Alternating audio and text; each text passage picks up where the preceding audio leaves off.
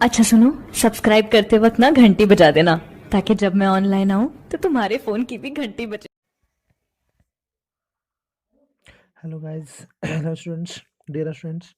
आज हम लोग ट्रूवेल्थ फिजिक्स सेक्शन को हम लोग लेकर आ रहे हैं। बिहार बोर्ड के द्वारा जो जारी किया गया है मॉडल सेट 2021 के एग्ज़ामों के लिए,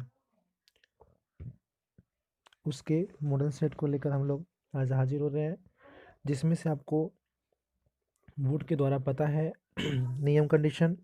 इसमें बोर्ड के द्वारा यह बताया गया है कि अगर क्वेश्चंस में जो भी आपको दुगना क्वेश्चंस की जानकारी आपको दी गई होगी, जिसमें हम लोग हमको पता है कि टोटल 70 क्वेश्चंस आप लोग को 70 क्वेश्चन टोटल दिए जाएंगे और उस टोटल 70 क्वेश्चन में आप लोग को 35 सवालों का ही जवाब देना है। उस सवालों में अगर आप सीरियल नंबर देते हैं, चाहे जिसी प्रकार से देते हैं, तो आपको टोटल 35 क्वेश्चंस का ही आंसर देना है। चलिए हम लोग बिना लेट किए हुए हम लोग वीडियो को शुरू करते हैं। पहला सवाल की ओर हम बढ़ते हैं कि पहला सवाल है, आवेशित समतल चालक से नजदीक विद्युत क्षेत्र होता है। आवेशित समतल चालक के नजदीक विद्युत क्षेत्र होता है। ऑप्शन है ई सिग्मा बटा एप्सिलॉन नॉट, सिग्मा बटा 2 एप्सिलॉन नॉट, ई बराबर एप्सिलॉन नॉट सिग्मा, ई बराबर 2 सिग्मा बटा एप्सिलॉन नॉट। तो हम लोग देख सकते हैं कि इसमें जो हम लोग के साथ जो ऑप्शन आ रही है, इसमें अगर हम देखते हैं तो विद्युत क्षेत्र जो होता है वह सिग्मा बटा 2 एप्सिलॉन नॉट क्या होता है, बराबर होता है। तो पहला का ऑप्शन कौन होगा, बी होगा। क्वेश्चन नंबर 2 पे आते हैं हम लोग। विद्युतीय क्षेत्र ई और विद्युतीय विभव, विद्युतीय क्षेत्र ई और विद्युतीय विभव भी के बीच में कौन सा संबंध है। तो हम लोग देख सकते हैं कि जो क्वेश्चन होता है विद्युतीय क्षेत्र ई के लिए, यानी ई बराबर जो होता है माइनस डी वी बटा डी आर के क्या होता है, बराबर होता है। माइनस ई बराबर जो होता है माइनस डी वी बटा डी आर। तो हम लोग देख सकते हैं कि ऑप्शन में कौन मैच कर रहा है आपका, टिक लगाएंगे कमेंट बॉक्स में आप लोग। तो दो का ए, दो का ए। हम लोग नेक्स्ट चलते हैं क्वेश्चन नंबर नेक्स्ट की ओर, 3 नंबर सवाल पे आ रहे हैं। 3 नंबर सवाल है 9 किलोमीटर त्रिज्या वाले गोलीय चालक के विरुद्ध धारिता होगी। 9 किलोमीटर त्रिज्या वाले, तो ध्यान देंगे विद्युत धारिता जो होती है कैपेसिटर के रूप में जो होती है, टोटल 9 किलोमीटर अब बटा 1/9, क्योंकि जब त्रिज्या जितना रहेगा उसका 1/9 यानी 1 फैराडे के बराबर, यानी 1 micro Faraday, sorry 1 micro Faraday. तो ऑप्शन नंबर कौन होगा, 3 का ए। क्वेश्चन नंबर 4 पे आते हैं हम लोग। समानांतर पट्टिका संधारित्र होता है। Option A sigma sigma R A बटा D, sigma not sigma R D बटा ए। ऑप्शन सी ए बटा sigma not E R D, और डी ऑप्शन है डी बटा sigma not E R A. 4 का बताइएगा आप लोग कौन सा ऑप्शन होगा आपके पास। ई आर ए बटा क्या होगा, डी, यानी 4 का A, option number A. Question number 5 पे आ रहे हैं हम लोग। गैल्वेनोमीटर का प्रतिरोध जी और वोल्टमीटर भी के बीच निम्नलिखित में कौन सा संबंध सही है। तो ध्यान देंगे जो मान दिया गया है आपको, गैल्वेनोमीटर का प्रतिरोध जी दिया हुआ है, तो हम लोग देख सकते हैं कि जो वोल्टमीटर का प्रतिरोध भी होता है वो हमेशा क्या होता है, भी ग्रेटर देन जी होता है, यानी ऑप्शन नंबर ए, यानी 5 का ए। 6 पे आते हैं, हीट स्टोन ब्रिज का व्यवहारिक ढांचा निम्नलिखित में कौन सा है। हीट स्टोन ब्रिज के लिए, हीट स्टोन ब्रिज का जो व्यवहारिक ढांचा है ऑप्शन नंबर ए विभव मापी, option B voltmeter, option C metre bridge, option D galvanometer. कौन सा होगा? तो हम लोग देख सकते हैं कि आपका ऑप्शन नंबर कौन हो जाएगा, सी। टिक करेंगे। लाइव में बहुत सारे बच्चे जुड़ रहे हैं, धीरे जुड़े, सभी लोग आ जाए। क्वेश्चन नंबर 7 पे आ रहे हैं हम लोग। एक तार का विशिष्ट प्रतिरोध निर्भर करता है, एक तार का विशिष्ट प्रतिरोध निर्भर करता है।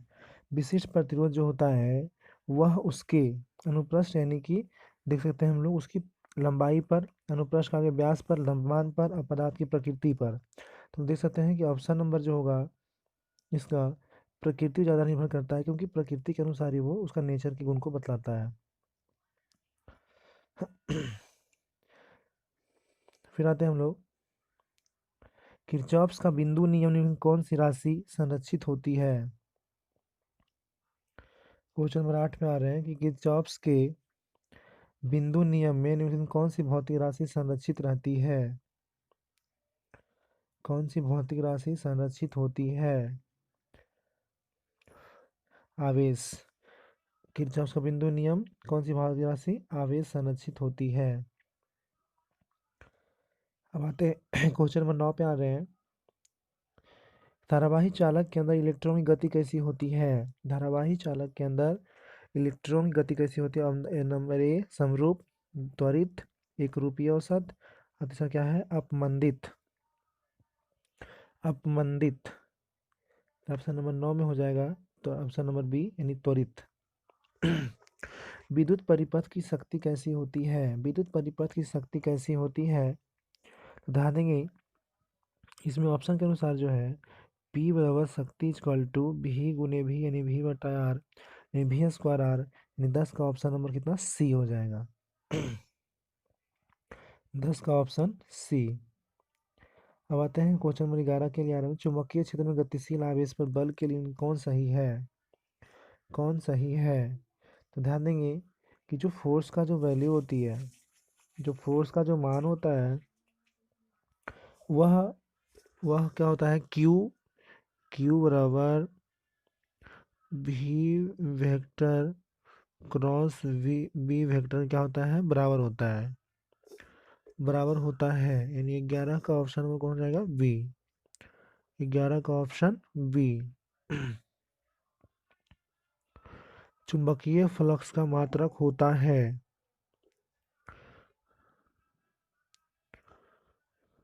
चुंबकीय फ्लक्स का मात्रक होता है option number A ampere, B faraday, tesla, weber. तो आपको पता होगा, कमेंट बॉक्स में ऑप्शन कीजिए कौन होगा, वेबर।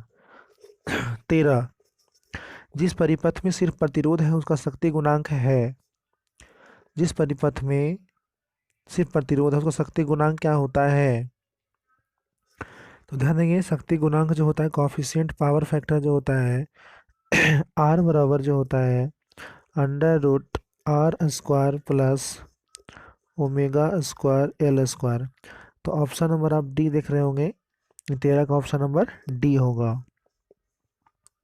क्वेश्चन नंबर 14 पे आते हैं, प्रत्यावर्ती धारा का मूल वर्ग माध्यमान होता है, root mean square value of alternating current equal to, alternating current equal to.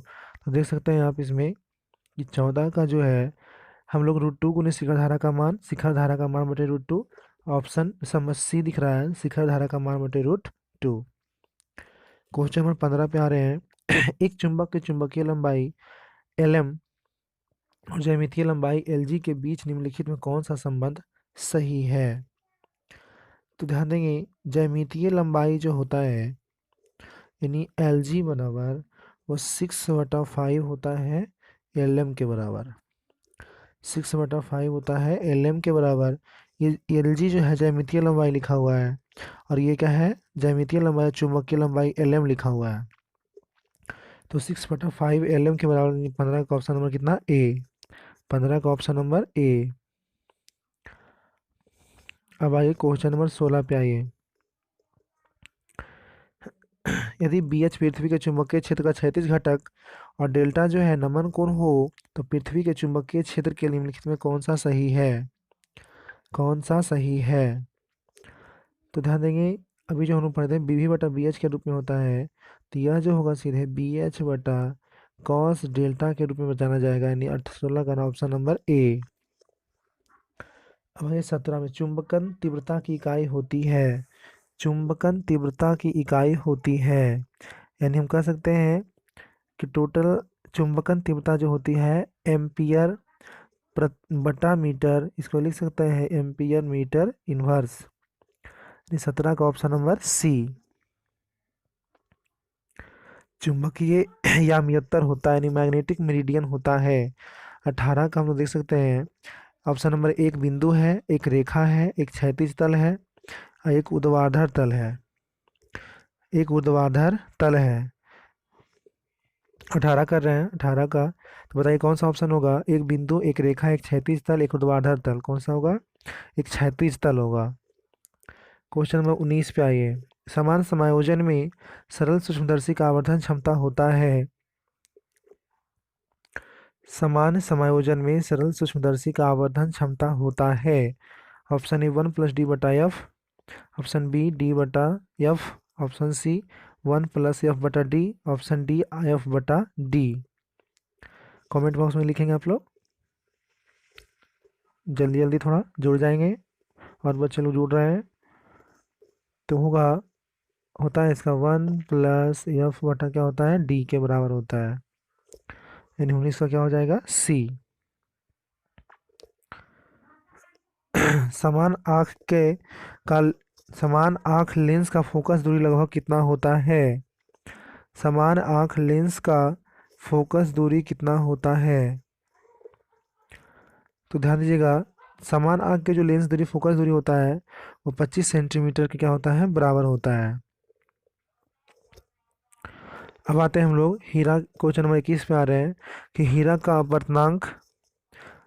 का क्रांतिक कोण कितना होता है? क्रांतिक कोण कितना होता है? तो वह हीरा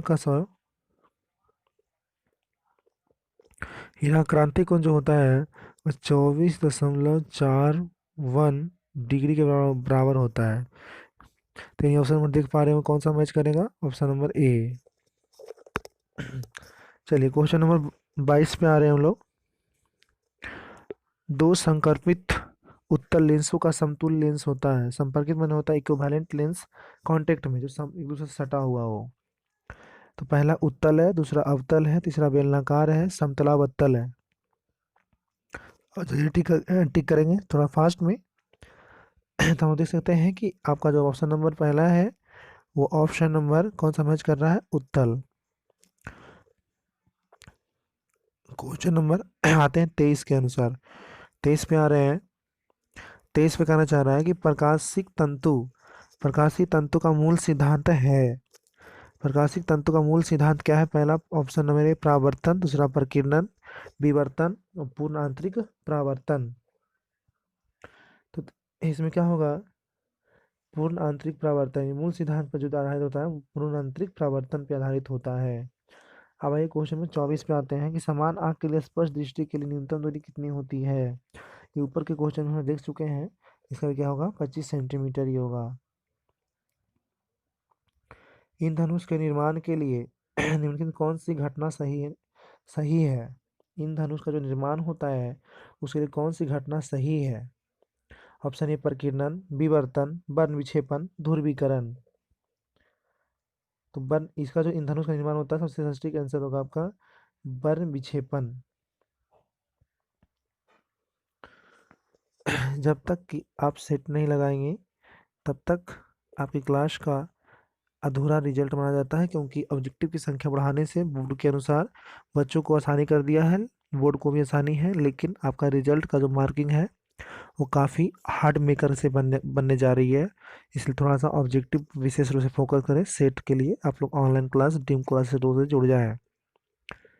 26 नंबर क्वेश्चन, किस रंग के प्रकाश के लिए कांच का वर्तनांक अधिक होता है?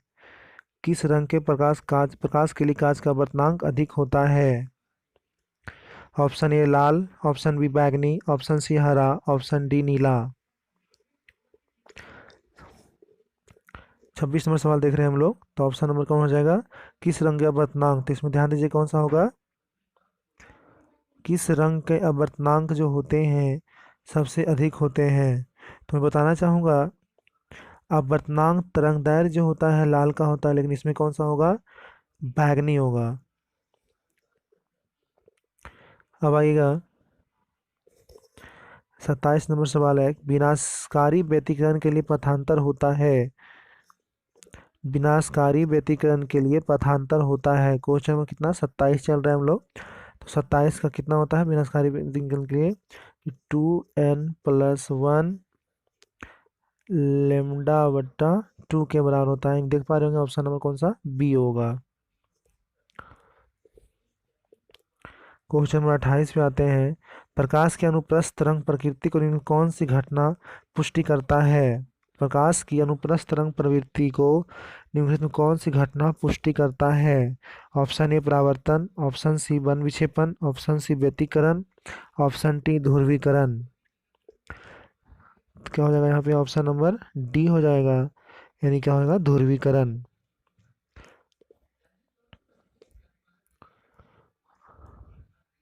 क्वेश्चन नंबर 29 पे आ रहे हैं हम लोग। 29 पे है, अवरोध के किनारों से प्रकाश का मुड़ना कहलाता है। अवरोध के किनारों से प्रकाश का मुड़ना कहलाता है। अवरोध के किनारों से प्रकाश का मुड़ना क्या कहलाएगा बाबू, ध्यान दीजिएगा। पहला ऑप्शन है व्यतिकरण, विवर्तन, परावर्तन और क्या है, अपवर्तन। तो हम देख सकते हैं कि अवरोध में मुड़ना ऑप्शन नंबर कौन होगा, बी होगा। ये सभी के लिए है, ये 10 क्लास में ही पूछा गया सवाल होता है। अब आइए 30 नंबर और क्वेश्चन पे आ रहे हैं, चांदी का कार्यफलन होता है।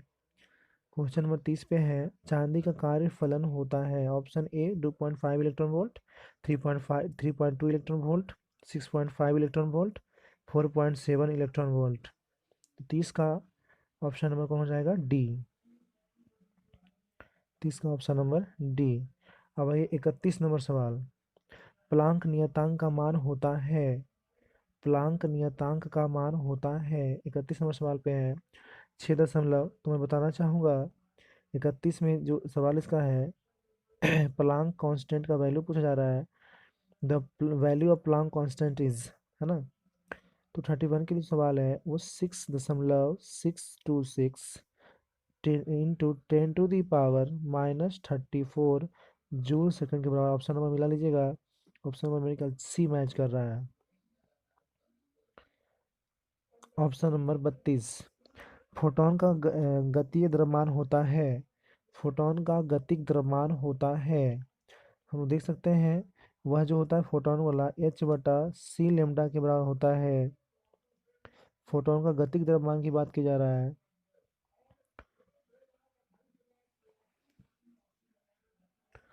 गतिक द्रव्यमान की बात की जा रही है, तो ध्यान दीजिएगा ये आपका ऑलरेडी ऑब्सोल्युटली रॉन्ग है। तो ये क्या होगा, h/c क्या हो जाएगा, लेमडा के बराबर होगा। यानी 32 का ऑप्शन नंबर कौन होगा, डी होगा। 33, निम्नलिखित में कौन श्रेणी परावैंगनी परिसर में स्थित है। 33 का देख सकते हैं हम लोग, परावैंगनी श्रेणी में स्थित है। तो 33 का ऑप्शन नंबर कौन सा, लाइमन श्रेणी में आता है। क्वेश्चन नंबर 34 में आएगा, रेडियो एक्टिविटी के लिए निम्न कौन सा उपयुक्त नहीं है। रेडियो एक्टिविटी के लिए कौन सा उपयुक्त नहीं है। पहला ए नाभिकीय घटना, प्राकृतिक घटना, परमाणविक घटना, स्वतः स्फूर्ति घटना। तो 34 का ऑप्शन नंबर कौन हो जाएगा, बी, प्राकृतिक घटना घटती है। जल्दी टिक आउट कीजिए आप लोग, जल्दी जुड़ जाए। क्वेश्चन नंबर 35 पे आ रहे हैं, तेजी से चलने वाला इलेक्ट्रॉन होता है। तेजी से चलने वाला इलेक्ट्रॉन होता है, हम लोग देख सकते हैं अल्फा किरणें, बीटा किरणें, गामा किरणें और एक्स किरणें। तो कौन हो जाएगा, ऑप्शन नंबर बी, बीटा किरणें। क्वेश्चन नंबर 36 पे आते हैं हम लोग। 36 पे, अल्फा कण होता है। अल्फा कण होता है पहला इलेक्ट्रॉन, दूसरा विद्युत चुम्बकीय विकिरण, हीलियम नाभिक और हाइड्रोजन नाभिक। ध्यान दीजिएगा अल्फा कण जो होता है वो हीलियम नाभिक के क्या होता है, बराबर होता है। 36 नंबर सवाल। 37 नंबर सवाल देख रहे हैं, प्रेषी एंटीना की जो प्रास है टीवी प्रेषण टावर की जो ऊंचाई h होती है पृथ्वी त्रिज्या r के बीच संबंध होता है। ध्यान दीजिएगा 37 का जो होता है वह d = 2HR। देखिए ऑप्शन नंबर कौन सा मैच कर रहा होगा आपका? 37 का ऑप्शन नंबर बी मैच कर रहा है, बी नंबर ऑप्शन। 2HR जो होता है उसके बराबर में आता है। सवाल नंबर 38 पे आते हैं। मूल अवस्था में हाइड्रोजन परमाणु की ऊर्जा कैसी होती है? Option A -0.85 electron volt, option B -1.5 electron volt, option C -3.4 electron volt, option D -13.6 electron volt. तो हम देख सकते हैं कि टोटल जो सवाल दिख रहा है हमको 38 का ऑप्शन नंबर डी पे आते हैं हम लोग। जब अपद्रव को नए अर्धचालक में मादित किया जाता है, मतलब होता है इंस्टिक्ट किया जाता है, तब अर्धचालक की चालकता क्या होती है? 39 नंबर सवाल पे आ रहे हैं हम लोग। बढ़ती है, घटती है, समान रहती है, शून्य होती है? जैसे जैसे हम लोग ऊपर जाते हैं उसकी चालकता क्या होती है? वृद्धि होती है। इसीलिए हम देख सकते हैं ऑप्शन नंबर क्या होती है? ए, यानी बढ़ती है। 40, क्वेश्चन नंबर 40 पे आ रहे हैं। नॉर गेट का बूलियन व्यंजक होता है। नॉर गेट का बूलियन व्यंजक होता है, ध्यान दीजिएगा। तो ये बूलियन व्यंजक तो हमको सबको पढ़ाया गया है, मॉडर्न फिजिक्स का ये भाग है, इंपॉर्टेंट पार्ट्स है गेट, जिसमें से बेसिक गेट को 3 को बताया गया है हमको। तो इसका बूलियन व्यंजक का ए प्लस बी का क्या हो जाएगा? बार। आप लोग सही से ऑप्शन लगाते रहेंगे, टिक आउट लगाते रहें, ताकि आपका मनोबल अच्छा रहे, ताकि आप कितना नंबर मार्किंग कर पाते हैं। कॉपी कलम लेकर बैठे।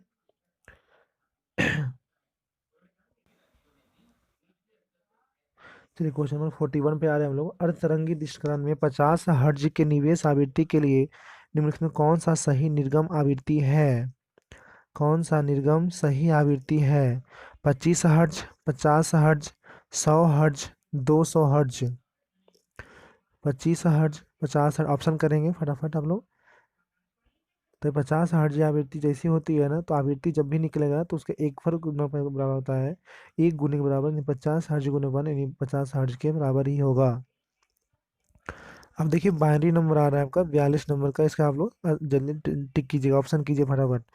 इतना करा 4102 का दार्शनिक संख्या होगी, दार्शनिक संख्या होगी 42 का। टिक करें जल्दी फटाफट, काफ़ी देर कर रहे हैं। निकालने के लिए मुझे सिखाया गया है। तो हम देख पा रहे होंगे कि ऑप्शन अनुसार जो भी टिक आउट लगाने जा रहा है, तो ऑप्शन है 20 10 आधारी है, 30 है, 40 है, 50 है। तो ऑप्शन में देख सकते हैं आप, ऑप्शन नंबर कौन सा इसमें होगा? टिक करें जल्दी, बी ऑप्शन होगा, 30 का 10। निकालने के लिए मैंने बताया था आपको 1 गुने 2 के पावर जितनी पावर होती है, 2 4 है ना, उसी प्रकार 1 गुने 2 के पावर कितना? 8, सॉरी 3, 3। फिर देख सकते हैं यहाँ पे प्लस करेंगे तो 1 गुने 2 के पावर कितना हो जाएगा? 2, है ना। उसी प्रकार 1 2 3 ले लिया मैंने, एक और होगा 1, तो 2 के पावर 16 हो गया, 16 और 8 इधर हो गया, 4 हो गया, 28 इधर हो गया, 2 30, एक तो 0 1 हो गया था, तो कितना होगा? 30 के पावर आएगा। डब्बा के अनुसार बताया सिखाया था मैंने आपको, है ना। तो 30 कौन सा ऑप्शन होगा? 42 का बी। क्वेश्चन में 43 में आ जाते हैं। 43 हम 70 क्वेश्चन का सेट लेकर आए हैं, जो कि आपके Bihar board matric intermediate council के द्वारा मॉडल पेपर 2021 के लिए जारी किया गया है। क्वेश्चन नंबर 43 पे आ रहे हैं। इलेक्ट्रॉन का आवेश होता है, ये तो आप सभी को पता होगा, बचपन से पढ़ते आ रहे हैं आप लोग। तो इसका होता है -1.6 गुने 10⁻⁻18, 18, ये ऑप्शन नंबर सी, 43 का सी। आइए 44 के लिए। ये एप्सिलॉन नॉट के बराबर होता है, 44 में आ रहे हैं। एप्सिलॉन नॉट के बराबर होता है, इसका मान जो है आपको पता होगा कि ये 0.854 गुने 10 के पावर -12 कूलम स्क्वायर बटा न्यूटन मीटर स्क्वायर। तो 44 का कौन सा होगा? सी, 44 का सी। अब आएगा क्वेश्चन नंबर 45 आइएगा। द्विध्रुव आघूर्ण के लिए कौन सा सही है? द्विध्रुव आघूर्ण के लिए 1 dy बराबर 1/3 को 10 पावर -29 सेंटीमीटर, 1 dy बराबर 10 के पावर -29 सेंटीमीटर, एक डिवाइड बराबर 10⁻³ सेंटीमीटर, एक डिवाइड 1/3 तो आप लोग देख सकते हो 45 का जो ऑप्शन आ रहा है द्विघात आघूर्ण के लिए ऑप्शन नंबर कौन आ रहा है, सी आ रहा है। एक डिवाइड इक्वल टू होता है 10⁻³ अब आइए 46 नंबर का सवाल करते हैं हम लोग। चित्र में ए और बी के बीच समतुल्य धारिता ज्ञात करनी है। तो ध्यान दीजिएगा, दोनों में 3 कैपेसिटर की जो वैल्यू होती है 46 नंबर का, तो वह कैपेसिटर 1/c के बराबर होती है, यानी 1/c plus 1/c plus 1/c, है ना। तो टोटल हम देख सकते हैं 3 हिस्से में तो भागीदारी बटी हुई है इसकी, तो 46 का ऑप्शन नंबर बी आ सकता है आपका, बी होगा ही। अब आइए 47 नंबर सवाल पे आ रहे हैं हम लोग। बताइए इनमें कौन सा संबंध सही है। 1 एम्पियर बराबर 10⁻³ मेगा एम्पियर, है ना। ये आपको शुरू में ऑप्शन दिख गया, तो 47 का ऑप्शन नंबर 47 का ऑप्शन नंबर ए टिक करते रहेंगे आप लोग। जब तक शेड न लगाएंगे तब तक आपकी एक्यूरेसी नहीं बढ़ेगी, क्षमता नहीं समझ में आएगी कितना हम जानते हैं। अगर अपने आप को तौलना है तो शेड जरूर लगाएं। निम्नलिखित में से कौन संबंध सही है, निम्नलिखित में से कौन सा संबंध सही है। धारा घनत्व 1/a, धारा घनत्व आई ए स्क्वायर और IA² 48 का, है ना। तो धारा घनत्व जो होता है वह आई यानी कि आई बट्टा जो होता है ए के क्या होता है, ए के बराबर होता है, आई के बराबर होता है। तो ऑप्शन नंबर 48 का कितना हो जाएगा, ए हो जाएगा। अब आइए 39 नंबर सवाल में, प्रतिरोध के लिए कौन सा संबंध सही है। 49 में आ रहे हैं हम लोग, रो बट्टा ए बट्टा, तो हम देख सकते हैं कि 49 का आर बराबर जो होता है, सॉरी, आर बराबर जो होता है ये रो इंटू एल बटा क्या होता है, ए के बराबर होता है। तो ऑप्शन नंबर देख पा रहे हो कौन सा होगा, बी। 49 का बी हो गया। अब आगे 50 का, नहीं चित्र में आई का वैल्यू क्या होगा, चित्र में वैल्यू आई का क्या होगा देखिएगा। तो टोटल जो वैल्यू है इसकी है सीधी ही तौर पे चल रही है, ये अब देख सकते हैं इसको ऐसे, ये ऐसे बनाया है, तो टोटल तीनों भाग में बटा हुआ है। तो आई का वैल्यू जो होगा, है ना, वह आई का वैल्यू 40 एम्पियर क्या होगा, बराबर होगा। अब आइए 51 नंबर सवाल, विभव मापी संयंत्र में कौन मापा जाता है, 51 में कौन मापा जाता है। तो इसमें देख सकते हैं विभव मापी से जो पोटेंशियोमीटर होता है, पोटेंशियोमीटर से जो होता है सीएल का ईएमएफ ज्ञात किया जाता है, सेल का ईएमएफ ज्ञात किया जाता है, इलेक्ट्रोमोटिव फोर्स, यानी 51 का कौन सा हो जाएगा, सी। 51 का सी यानी सेल का ईएमएफ। क्वेश्चन नंबर 52 पे आइए, 1 किलोवाट घंटा किसके बराबर होता है, 1 किलोवाट घंटा किसके बराबर होता है, बता सकते हैं आप लोग। थोड़ा फटाफट कमेंट बॉक्स में लिखते जाएंगे, अगर अच्छा लग रहा हो वीडियो तो please like share and subscribe जरूर करेंगे।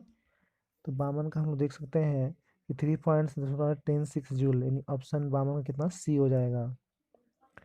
क्वेश्चन नंबर 53 पे आते हैं हम लोग, एक टेस्ला बराबर होता है 53, तो क्या सकते हैं, एक वेबर प्रति, डायरेक्ट है टेस्ला, ये तो सबको पता होगा, एक वेबर प्रति क्या होगा। 53 नंबर सवाल का देख रहे हैं हम लोग। अब कमेंट करेंगे आप लोग, 53 का ऑप्शन नंबर बी होगा। 54, चुंबकीय फ्लक्स होता है, चुंबकीय फ्लक्स होता है 5 रबर B vector B into A vector, है ना। पहला ऑप्शन सही दिख रहा है, इसलिए ऑप्शन नंबर कितना हो जाएगा, ए। अब आइए 55 नंबर सवाल पे आएगा, विद्युत चुम्बकीय तरंग का वेग होता है, 55 नंबर सवाल पे आ रहे हैं, तो चुम्बकीय तरंग का वेग होता है, कितना होता है, सी बटा, देख सकते हैं जैसे हम लिख रहे हैं यहाँ पे, 1/अंडर रूट जो होता है म्यू नॉट ऑप्सिलॉन नॉट, क्या होता है, बराबर होता है। तो 55 का ऑप्शन नंबर कितना हो जाएगा, बी के बराबर होगा।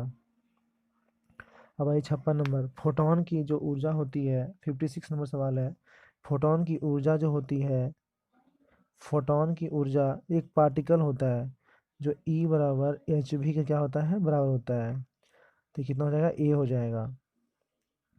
अब आइए क्वेश्चन नंबर हम लोग चलते हैं 97 57 नंबर पे, एक इलेक्ट्रॉन वोल्ट किसके बराबर होता है 57 का, तो ये जो होता है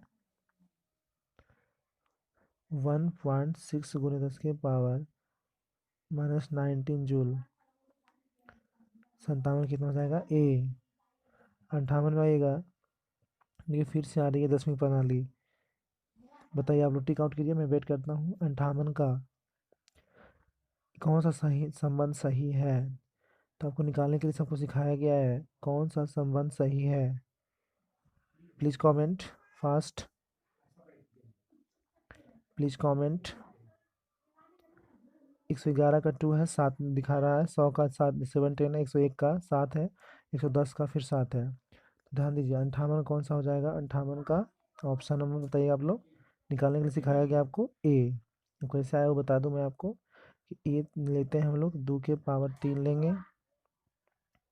2 के पावर 3 प्लस 2 के पावर कितना 2, 2 के पावर 1। तो ये हो जाएगा बाबू कितना टोटल। तो 2 के पावर 3 जो होती है 1 गुनी 2 के पावर जितनी, सॉरी 2 हुई ना, भाई वंडर मिस्टेक। तो इसमें देख सकते, सॉरी, तो इसमें हम देख सकते हैं ये संख्या जो निकाली जा रही है, फिर से एक बार 2 के पावर 2 ही बचा ना, 2 को उधर है, प्लस 2 के पावर 1, इसका वैल्यू बाबू 0। तो 4, ये 2 और प्लस 1, तो 4 2 6 1 7 हो गया। यानी 58 का कौन सा टिक आउट करेंगे हम लोग ए। अब आइए 59 नंबर सवाल पे आइए। 59 नंबर, द्विआधारी योग के लिए कौन सा संबंध सही नहीं है। आपको बारहवीं में पढ़े थे हम लोग 0 0 0 0 होता है, 0 प्लस 1 होता है, 1 प्लस 0 1 होता है। लेकिन 1 प्लस 1 जो होता है बाइनरी में 1 नहीं होता है बल्कि 10 होता है। 59 का डी नंबर ऑप्शन गलत है। अब आइए 60 नंबर सवाल के लिए आइए। किसी ऊंचाई ट्रांसफार्मर में यदि प्राइमरी और सेकेंडरी कुंडली क्रमशः N1 और N2 लपेटे दिए गए हों, तो हम कहते हैं कि जोड़ लपेटन की जो संख्या है वह N2 से ग्रेटर देन क्या होगा N1। देख पा रहे हो ऑप्शन आप लोग। तो 60 का कौन सा हो जाएगा बी।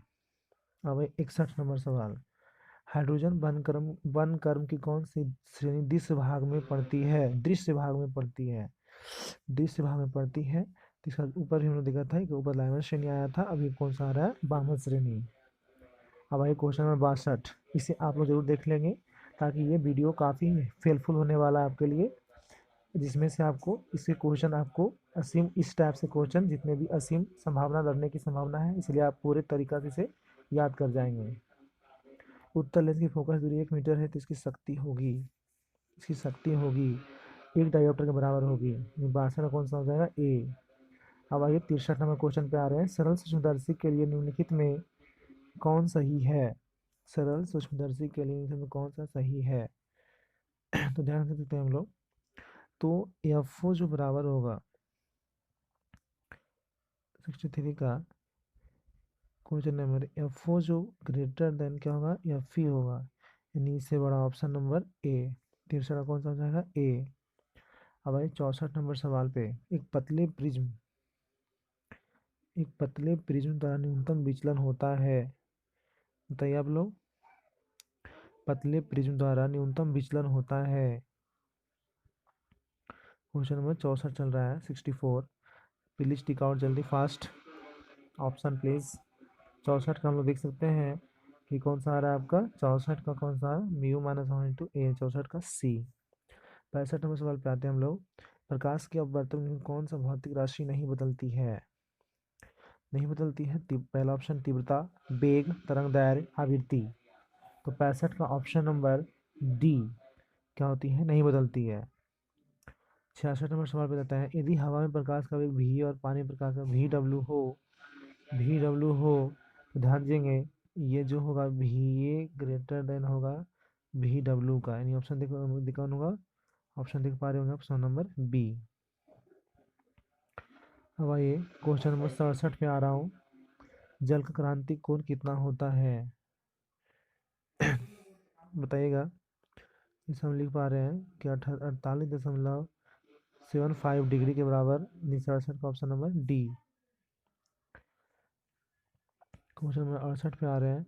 रचनात्मक व्यतिकरण के लिए कलांतर होता है। रचनात्मक व्यतिकरण के लिए कलांतर होता है।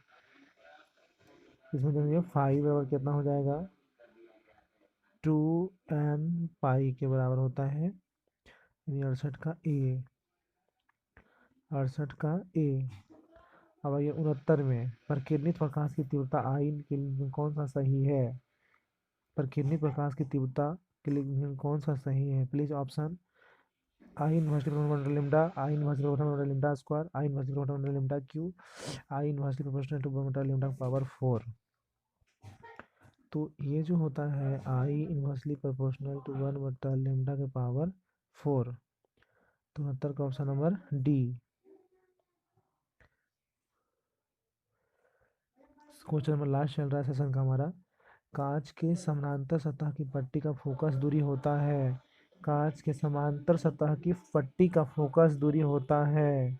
ऑप्शन ए 0, दूसरा बी अनंत, ऑप्शन सी 10 सेंटीमीटर, 100 सेंटीमीटर के बराबर होती है। यानी 70 का ऑप्शन नंबर लास्ट क्वेश्चन 70 का ऑप्शन नंबर बी होगा।